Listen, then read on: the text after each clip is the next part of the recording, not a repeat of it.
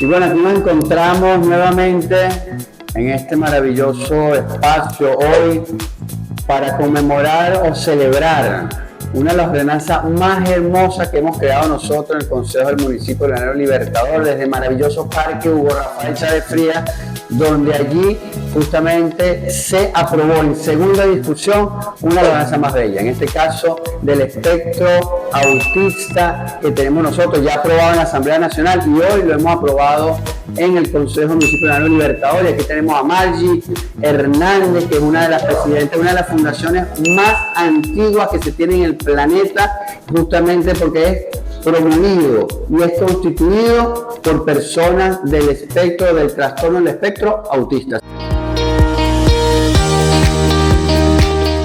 Margie, años espectaculares dentro del tema del autismo.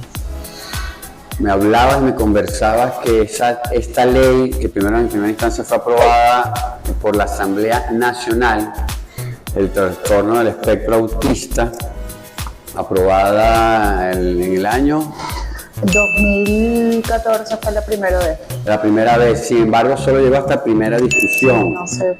Y precisamente fue con la presidencia de nuestro Jorge Rodríguez, presidente de la Asamblea Nacional, realizado en este periodo legislativo, donde se logró definitivamente esta extraordinaria ley. Ha dicho Jorge Rodríguez en aquella oportunidad que ha sido una de las leyes más hermosas, porque integró de alguna manera a toda la sociedad venezolana alrededor, en ese punto, digamos, de ayudarnos con lo que es cada uno de los hombres y mujeres que se sufre, en este caso, este espectro autista. Yo quisiera que nos conversara más o menos cuál fue la experiencia, cómo fueron el camino que se planteó para poder llegar nosotros o ustedes hasta la Asamblea Nacional.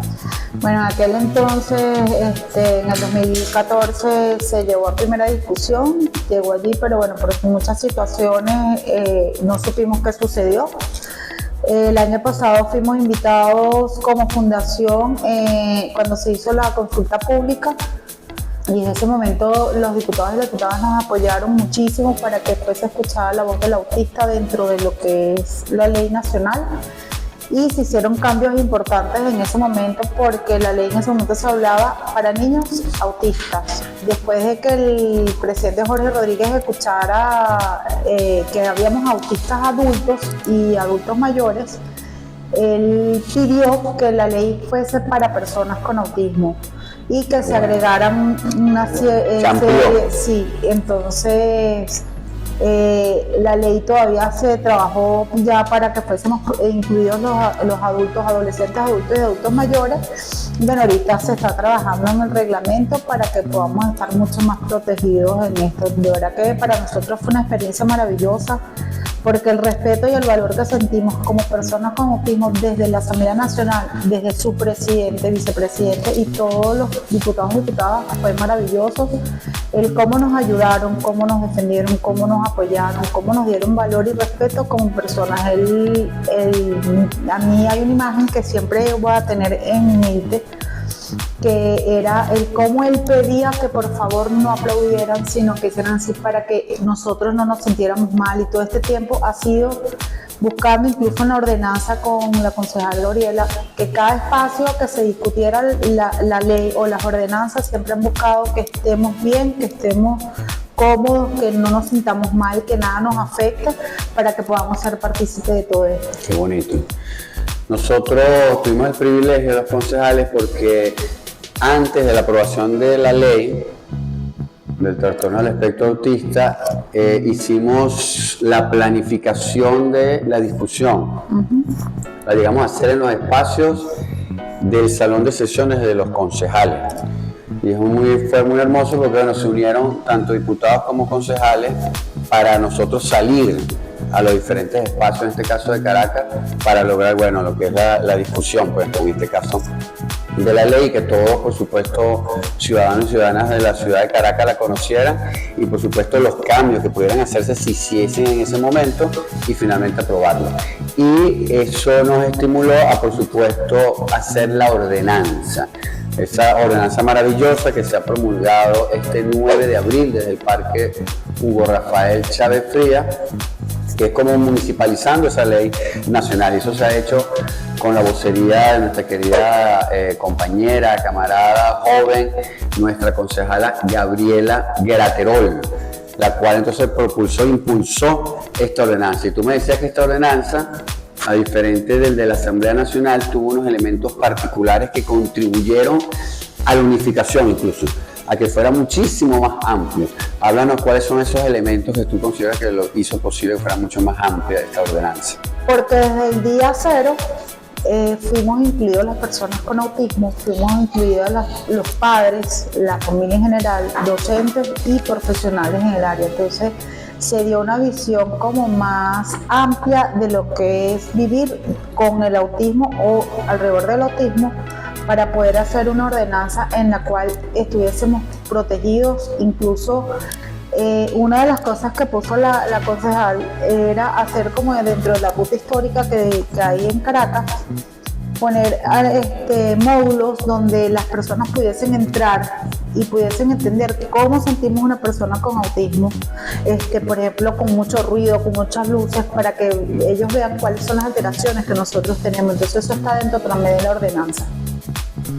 Bien, fíjate, hay algo que nos comentaba, que es interesantísimo, que es el tema del diagnóstico de alguien que llegase a tener ese trastorno dentro del espectro autista. Y tú comentabas que tú eres una portadora de este trastorno del espectro, y además de ello indicabas allí que bueno, fue muy tarde, fue más de 30 y pico de años que estuviste hasta que por fin se dio un diagnóstico donde efectivamente se determinaba tu condición, en este caso de autista. Yo quisiera que nos comentases eso, y por supuesto esos elementos contribuyen a que conozcamos la realidad que hoy vive el país o el planeta, porque es un tema que no solamente es en Venezuela, sino a nivel planetario. Y desde tu experiencia, ¿qué cosas podemos nosotros realizar para seguir mejorando? El tema es que se ha logrado una ley, la Asamblea Nacional, se ha logrado un consejo, una ordenanza, pero es fundamental que no sea una letra muerta, sino una letra viva. ¿Y qué otras cosas podemos nosotros ir mejorando para, por supuesto, contribuir con el bienestar en este caso de ustedes y de esta comunidad tan amplia? Bueno, una de las cosas más importantes es la formación de profesionales para poder llegar a diagnósticos a temprana edad, que eso lo dice la ley nacional, que hay que buscar el diagnóstico a temprana edad. Y eso nada más viene siendo buscando profesionales. Hay muy pocos profesionales, aunque ahorita después de la ley yo digo en todos lados que se abrió una caja de Pandora, porque aquí hasta el panadero sabe de autismo, y es difícil encontrar un verdadero profesional que nos pueda dar un diagnóstico. Entonces la formación es vital, y crear centros de diagnóstico y de tratamiento. O sea, todos los centros de diagnóstico además están basados para los niños, pero vemos muchos autistas, adultos, adolescentes, que no tenemos un lugar donde poder ir a recibir una terapia, un apoyo, incluso un diagnóstico. Pareciese que después de los 12 años el autismo se nos va, se nos quita, y no es así. Es otra etapa etaria en la que necesitamos nosotros el apoyo para poder también vivir esa etapa que nos corresponde, y el apoyo necesario. Mucha gente me dice, o incluso ha pasado, que dice que nosotros necesitamos el carnet de discapacidad porque no tenemos apoyo o no necesitamos apoyo. Pues el autismo necesita apoyos de primer nivel, porque siempre vamos a necesitar, aunque seamos funcionales, vamos a necesitar un apoyo asesor terapéutico, un apoyo de acompañamiento para poder llevar una vida de la mejor manera, para incluirnos con la orientación del terapeuta, de saber cómo manejar las emociones, cómo manejar las defensas sociales. Qué bueno. Ahora fíjate, tú hablabas del tema de enfermedades o de discapacidad. Yo quisiera que nos conversases, porque a veces hay mucho desconocimiento, para eso es justamente este podcast que tenemos el día de hoy, el desconocimiento de cuál es el origen de estas personas que llegan a sufrir o a tener este trastorno a lo largo de la vida. Esto es hasta el final de la vida donde se mantiene, no se llega a curar en un momento determinado con un medicamento, con una terapia. No, podemos reducirlo y por supuesto contribuir a llevar, en este caso, este trastorno. Pero no se sabe cuáles son los orígenes. Quisiera que nos conversaras un poco de eso para ilustrar a los que hoy nos oyen, nos ven, sobre cuál es entonces el origen y cuáles son las terapias que tenemos nosotros, en este caso, para nuestros muchachos, muchachas y adultos, como tú bien lo indicas. No es solamente asociado a la niñez, sino que también al adulto, porque ese niño obviamente va a crecer, se va a convertir en un adulto y por supuesto en un anciano. Bueno, no hay algo todavía certero de saber de dónde viene el autismo, por qué nacemos con el autismo. Se habla de un componente epigenético que tiene que ver mucho, el 50% el ambiente, 50% genético.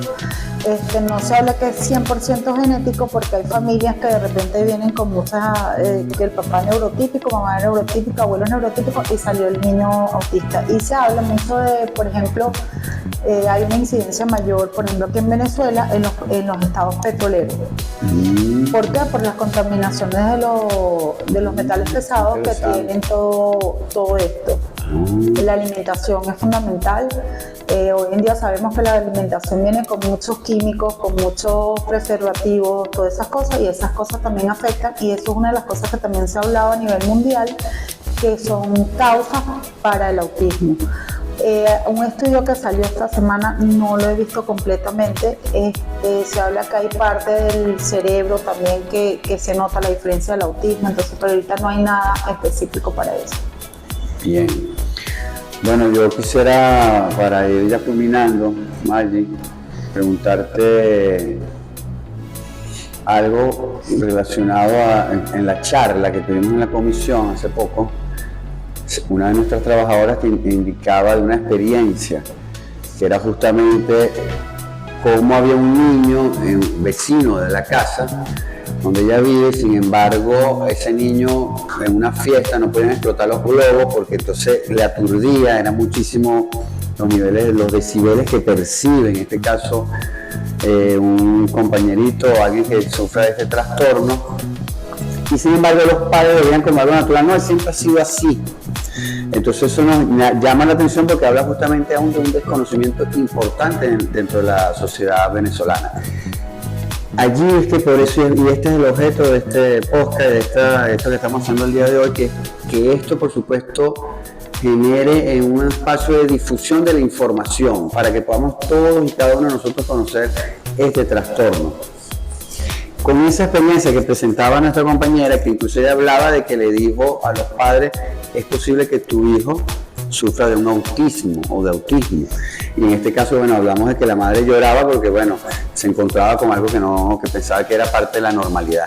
Yo quisiera que nos hablaras de eso, de cuáles serían esas campañas, de esa metodología que deberíamos nosotros generar dentro de nuestra sociedad para que nosotros podamos divulgar y difundir esta información, y cuáles son algunos de los elementos, y tú que lo vives, eres una de ellas que sufre del trastorno, ¿cuáles serían unos indicativos para nuestros padres, para nuestros tíos, nuestros abuelos, que pudieran estar pendientes de en qué espacio o en qué momento hay algunos diagnósticos o unos signos que te identifican claramente que posiblemente tengas tú entonces este trastorno, como es el trastorno del autismo? Bueno, hablando desde lo que sería el diagnóstico temprana, se podría hablar, o he escuchado a los especialistas en el área que hablan desde los 6-7 meses se pueden empezar a ver ya algunos síntomas. Por ejemplo, el niño cuando está muy chiquito, cuando es un bebé menos de 1 año, ya ellos tienen sonrisa, y de esos papás que dicen, no, que él es muy serio, él es muy... No, eso hay algo, eso es un indicativo. Claro. Y el niño que llora mucho porque le pusiste el monito, de repente le molesta, ya eso puede ser un indicativo. El niño que no duerma.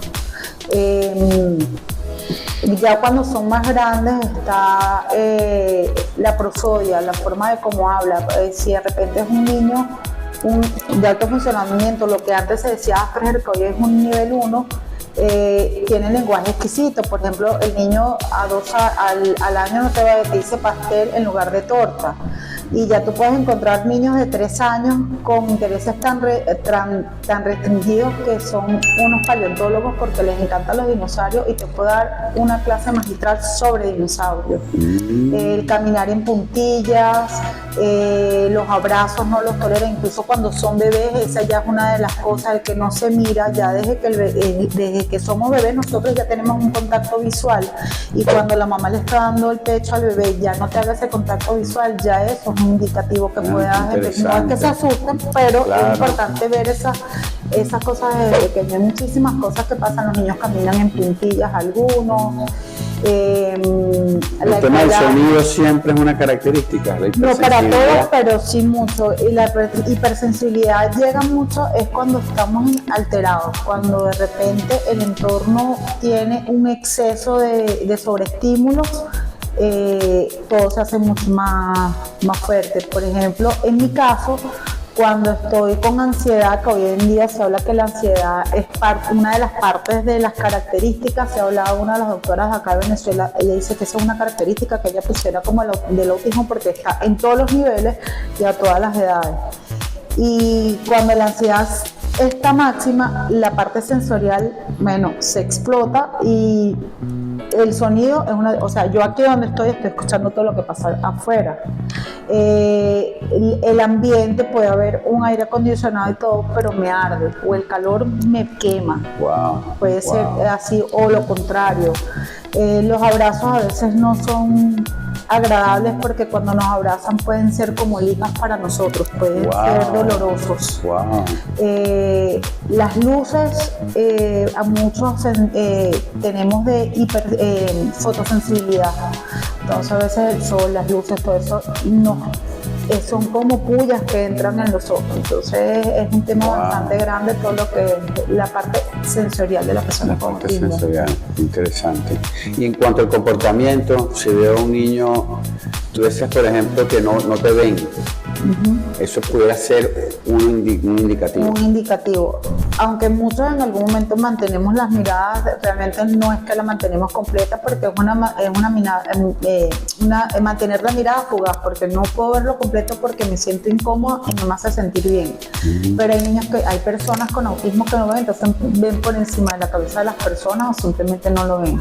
Entonces eso es una característica muy común en nosotros los autistas.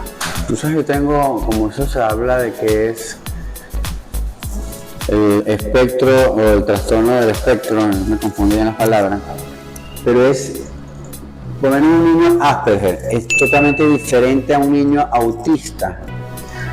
¿O son sutiles las diferencias? Lo que pasa es que eso es un tema que es muy grande, porque siempre hay una lucha entre los Asperger y los autistas. No, nosotros todos somos autistas.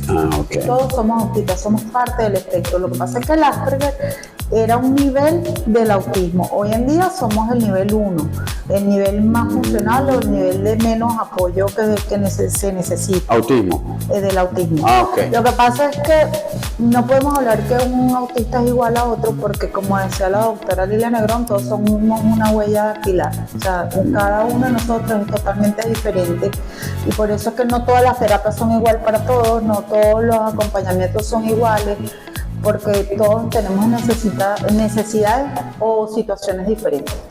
Qué bueno, qué interesante. Bueno, como están ustedes disfrutando con Margie Enríquez en este extraordinario trabajo que se ha estado realizando en la sociedad venezolana. Nosotros somos ahorita, Enríquez, pioneros, el municipio con esta ordenanza, y esperamos que el resto de los municipios de Venezuela, se sumen también a esta hermosísima jornada que hemos hecho nosotros en esta aprobación de esta ordenanza para seguir contribuyendo y ayudando a esta extraordinaria población que decíamos hace poco que a veces discriminamos diciendo son especiales.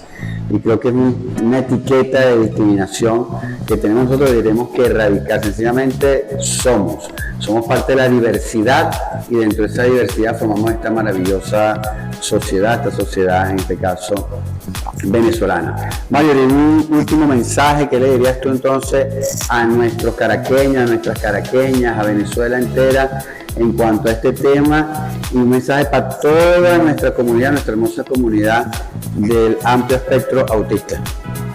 Primero, a la comunidad que nos acepte, que entienda que porque tengamos un diagnóstico no somos menos que nadie. Esos papás que viven dentro todavía quedan pegados como en un duelo. Sepa que vemos muchos autistas que hemos logrado tener familia, hemos logrado estudiar y llevar una vida muy común como cualquier persona.